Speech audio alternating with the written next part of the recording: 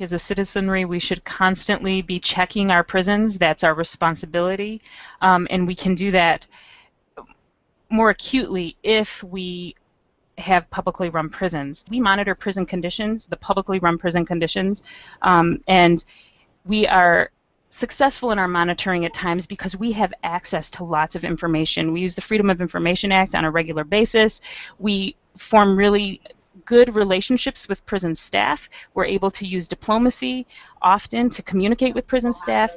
And when you have private companies come in and put these other layers of bureaucracy in an already incredibly opaque system, it is very, very difficult to monitor and then call attention to the problems in our prison system. So I think that privatization adds one layer of just incredible opaqueness to the system that is already so difficult to navigate. And it's not good for the public.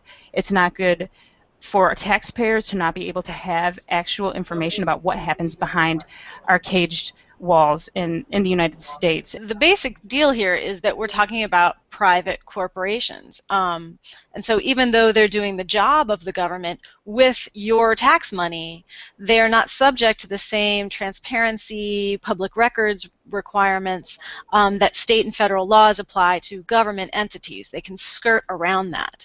And so, for example, when we did the report, we could FOIA, the Freedom of Information Act, our State Department of Corrections to find out about their private prison contracts. But when it came to those 6 CCA facilities that are located in Arizona but don't contract with the state, I had to FOIA each of the individual governments that sent them the prisoners in order to get any data about those facilities. And in many cases, CCA is just cramming people into those prisons through as many contracts as it can get. So, one facility may have contracts with the U.S. Marshals, the Federal Bureau of Prisons, the state of Hawaii, the state of Vermont, so you have to go to each of those entities to get any data. So this was something that we sort of knew, but the extent of it was very shocking, that literally nobody's minding the store. We're spending billions on these facilities every year of taxpayer dollars, and nobody's checking back to see if the things that they promised us are coming to pass. Are they saving money? Are they safe? Are they providing the services they said they would?